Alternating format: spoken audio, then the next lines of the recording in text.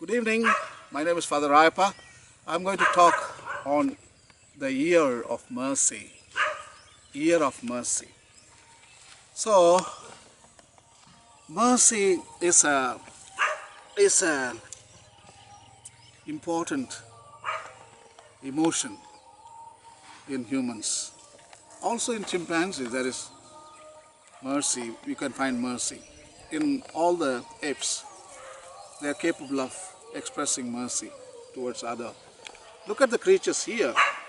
This is the sheep. Actually, the year of mercy is associated with these little creatures. 2,700 years back, Prophet Hosea,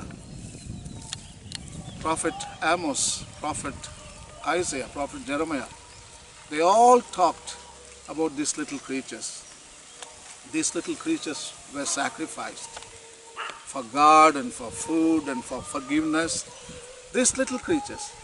So the two goats, Leviticus chapter 16, bring two goats to the temple. One goat for the Lord, one goat for the scapegoat, for the sins. So the goat for the Lord will be butchered and then offered.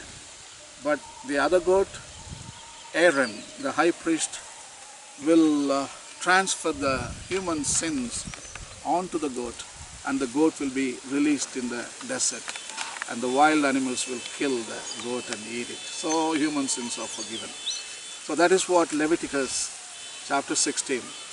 We read here. I want to read and show you.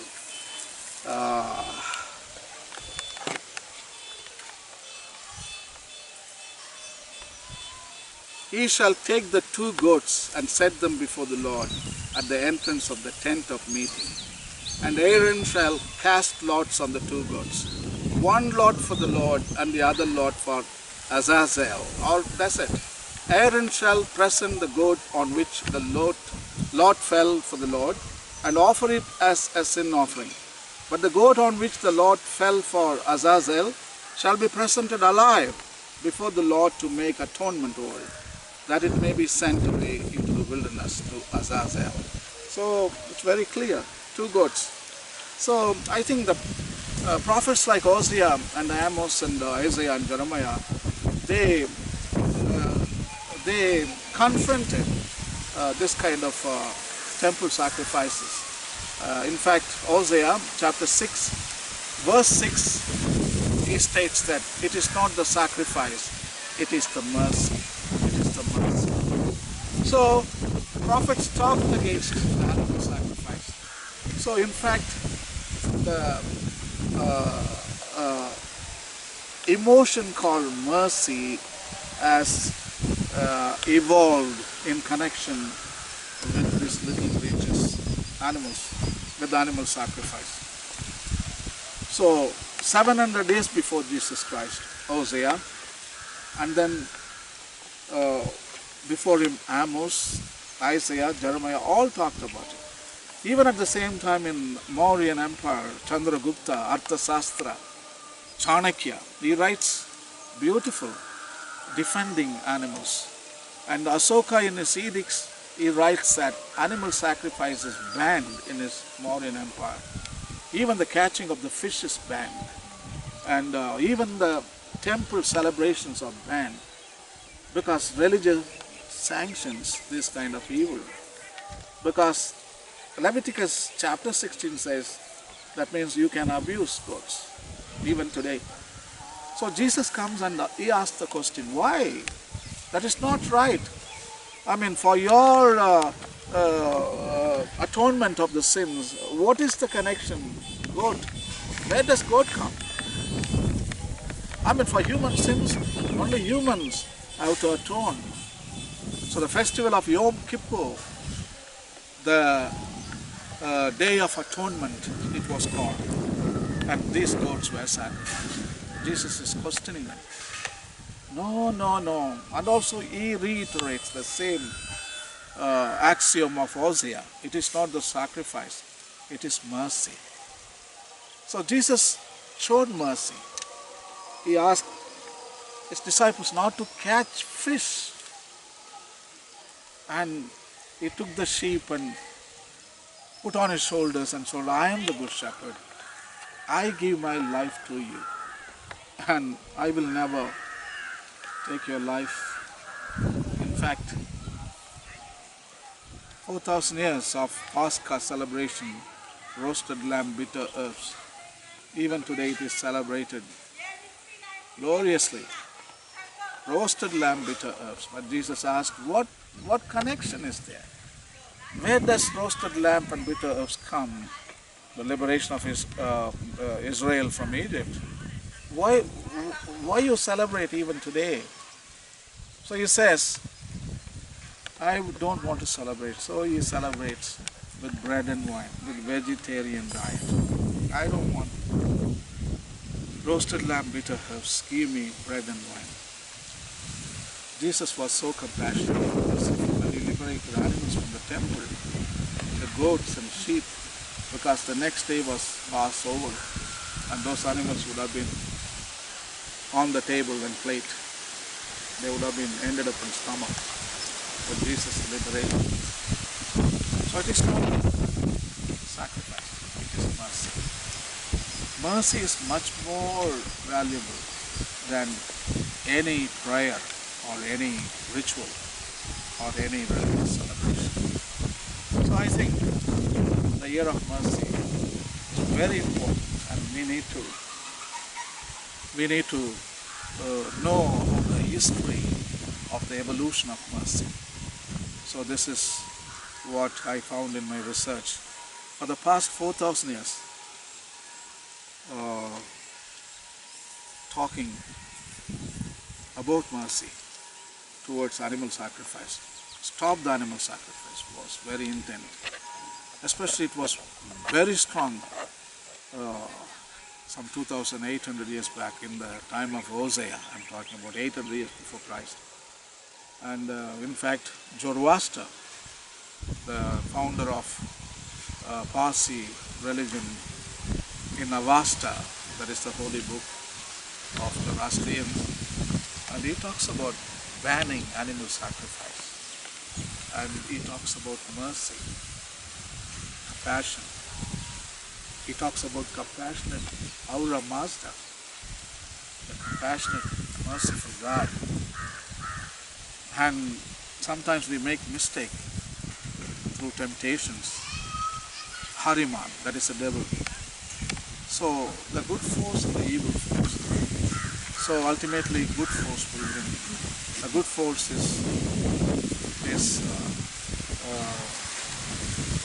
is guided by mercy and compassion. That is the thrusting force. At the same time also Buddha and Mahavira in India, they also denounced animal sacrifice.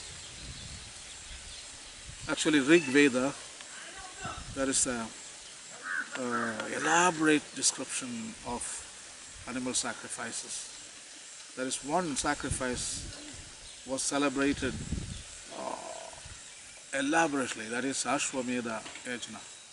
That's a horse sacrifice.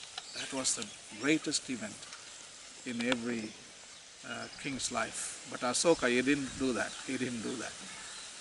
So, Mahavira, the reformer of Jainism, and Gautama Buddha, both of them denounced this kind of sacrifices. They want to liberate these poor creatures from the tyranny of religions and religious rituals.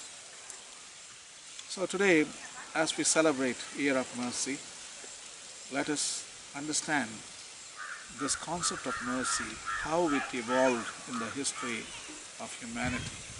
Jesus says, be merciful as your heavenly Father is merciful. That's a good axiom. So I think we need to show mercy. Our God is the God of mercy, and He shows mercy to every creature. So when we talk about God showing mercy, some texts from the Old Testament, they are just opposite. So we need to reread and reinterpret the theology. And because of old theologies, we continue to do damage to these little creatures. I think we need to reread, reinterpret and remake theology so that there will be a new vision towards these little creatures. So year of mercy is very important. I am very happy that Pope Francis has announced year of mercy. I think so far 2000 years we have been swayed. We have been running our religion by control, manipulation and fear and domination, all that stuff. And we know our past history, what happened, pogroms, inquisition, burning at stake, lot of things happened in the church. If there was compassion, if there was mercy in the first place, I don't think there would have been crusades, there would have been pogroms, there would be inquisition, there would have been any control or hegemony or manipulation or suspension or excommunication or forced conversions. No. I think Pope Francis has come down to the correct paradigm. Compassion, mercy. So this is a year of mercy, and let us give mercy to our fellow human beings. Let us not stop there. Let us go beyond us and treat these little creatures. They deserve mercy. They deserve mercy. Think about Sundays, Christmas, Easter. For religious festivals, religion sanctions it is okay to kill them. You can drink anything. Religion can sanction. On Christmas, Easter, on Sundays, everything is sanctioned. So today let us examine that, and then let us extend the compassion to these little creatures, because the emotion called mercy was born in the context of these little creatures, of animal sacrifice. In that context, the evolution of mercy is understood. So let us not deprive them of this beautiful emotion God wants to give to them. And why not humans? We should give to them. Not only don't stop there, and extend it to the other parts of cosmos, to earth elements and to stars and to whole cosmos. I think we are on the right track. We have been stragglers. Yes, 2000 years we have been stragglers.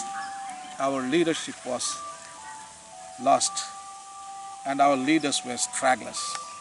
At last, better late than never, and I think Pope Francis has found the way. And we are in the wagon right now, and I think compassion will take us into the future. So when there is compassion, when God is compassionate, we should also be compassionate. And Psalm number 136 is so beautiful. That is the greatest psalm. And the whole salvation history unfolds in the context of compassion. So, stop all kinds of animal sacrifices. In the temple, almost we stopped it.